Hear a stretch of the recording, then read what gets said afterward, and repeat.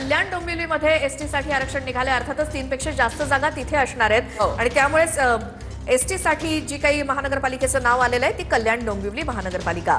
पनवेलमध्ये जर आपण पाहिलं तर ओबीसी प्रवर्गासाठी या ठिकाणी राखीव आहे। त्याच्यामध्ये इचलकरंजी ओबीसी, चंद्रपूर ओबीसी महिला आणि जळगाव ओबीसी महिला।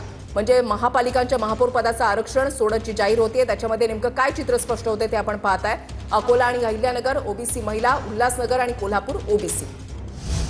आतापर्यंत आरक्षण जाहीर झालेल्या या महानगरपालिका, तर मुंबई महानगरपालिकेमध्ये खुल्या वर्गाचं आरक्षण निघालेलं आहे, त्यामुळे ओपन कॅटेगरीतला महापौर हा मुंबई महानगरपालिकेमध्ये बसेल आणि 17 पैकी 9 ठिकाणी ही या जागा महिलांसाठी आरक्षित असतील। त्यामुळे त्या महिलांसाठी आरक्षित असलेल्या सर्वसाधारण प्रवर्गासाठी असलेल्या महानगरपालिका कोणत्या याकडे देखील आता लक्ष लागलंय।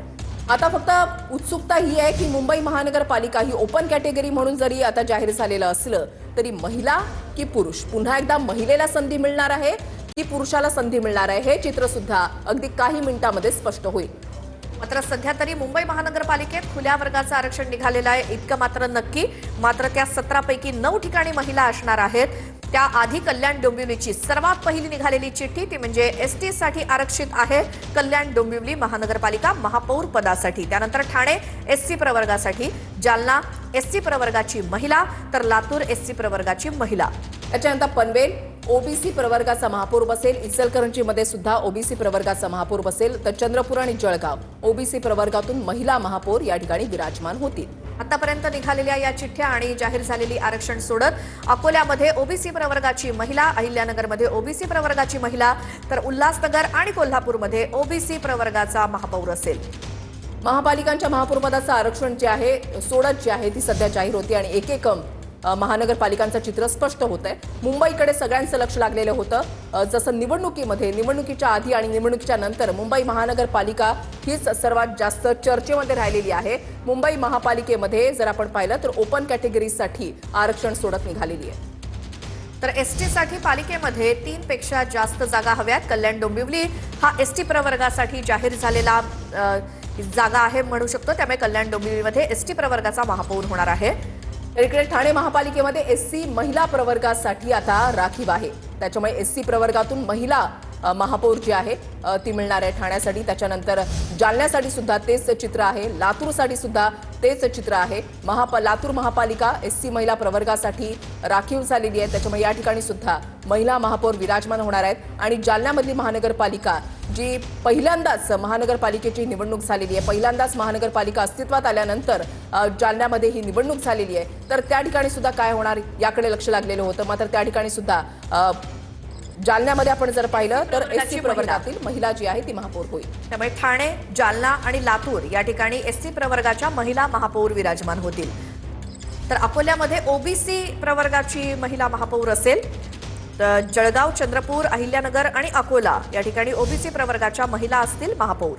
मुंबई महापालिकेमध्ये खुल्या वर्गाचं आरक्षण जे आहे ते निघालेलं आहे मुंबई महापालिकेत, त्याच्यामुळे आता थोड्याच वेळात चित्र स्पष्ट होईल की पुरुष की महिला हे चित्र सुद्धा काही वेळातच स्पष्ट होणार आहे। पुन्हा एकदा नजर टाकूयात, कल्याण डोंबिवली एसटी प्रवर्ग, ठाणे एससी प्रवर्ग, जालना आणि लातूरमध्ये एससी प्रवर्गातली महिला महापौर असणार आहे। त्यानंतर आणखी महानगरपालिकांच्या चिठ्ठ्या काढण्यात आल्या, त्यामध्ये पनवेल महानगरपालिका ही ओबीसी प्रवर्गासाठी आरक्षित, इचलकरंजी ओबीसी प्रवर्गासाठी, तर चंद्रपूर आणि जळगाव ही ओबीसी प्रवर्गातील महिला, तर अकोला, अहिल्यानगर या ठिकाणी सुद्धा ओबीसी प्रवर्गाची महिला महापौर असेल, तर उल्हासनगर आणि कोल्हापूर या ओबीसी प्रवर्गासाठी आरक्षित आहेत। सुरुवातीला पहिली चिठ्ठी निघालेली होती ती म्हणजे कल्याण डोंबिवलीसाठी। इकडे मुंबई महापालिकेमध्ये खुल्या वर्गाचं आरक्षण जे आहे ते असणार आहे आणि पनवेल, इचलकरंजी, चंद्रपूरमध्ये ओबीसीसाठी आता या महानगरपालिका राखीव झालेल्या आहेत। जळगाव, अहिल्यानगर, अकोल्यामध्ये सुद्धा ओबीसीसाठी या महानगरपालिका राखीव आहेत। तर 17 पैकी 9 ठिकाणी या महिला महापौर असणार आहेत।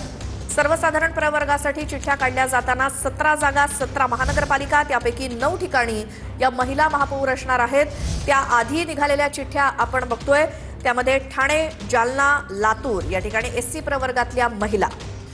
कल्याण डोंबिवली महानगरपालिका ही एसटी प्रवर्गासाठी राखीव, तर 8 महानगरपालिकांमध्ये ओबीसींसाठी आरक्षण जाहीर झालं, त्यामध्ये जळगाव, चंद्रपूर, अहिल्यानगर आणि अकोला या ठिकाणी ओबीसी प्रवर्गाच्या महिला महापौर असतील। त्यानंतर खुल्या प्रवर्गासाठी 17 त्यापैकी 9 ठिकाणी महिला महापौर असतील. मुंबई महानगरपालिका ही खुल्या प्रवर्गासाठी राखीव. नक्कीच कल्याण डोंबिवली एसटी प्रवर्ग, ठाणे एससी प्रवर्ग, जालना आणि लातूरमध्ये एससी प्रवर्गातील महिला महापौर आता या ठिकाणी विराजमान होणार आहेत. जालन्यामध्ये पहिल्यांदाच निवडणूक झालेली होती. कल्याण डोंबिवलीमध्ये फार इंटरेस्टिंग समीकरणं जी आहेत ती अजूनही पाहायला मिळत आहेत. इकडे पनवेल आणि इचलकरंजीमध्ये ओबीसी प्रवर्गामधला महापौर बसणार आहे. चंद्रपूर आणि जळगावमध्ये ओबीसी प्रवर्गातील महिला महापौर जी आहे ती विराजमान होणार आहे. एकीकडे सोडत निघतेय आणि एक अपडेट समोर येत आहेत ते आपण टीव्ही 9 मराठीवर सर्वप्रथम पाहताय. इकडे अकोला आणि अहिल्यानगरमध्ये ओबीसी प्रवर्गातील महिला महापौर, उल्हासनगर आणि कोल्हापूरमध्ये ओबीसी प्रवर्गामधला महापौर विराजमान होईल. सर्वसामान्यांप्रमाणे राजकीय नेते आणि अगदी सर्वसामान्यांना देखील उत्सुकता आहे की आपला महापौर कोण होणार, कोणत्या प्रवर्गातला होणार. त्यामुळे कल्याण डोंबिवलीतल्या जनतेसाठी महत्त्वाची बातमी ती म्हणजे तुमचा महापौर हा एसटी प्रवर्गाचा होणार आहे. त्यानंतर ठाणे, जालना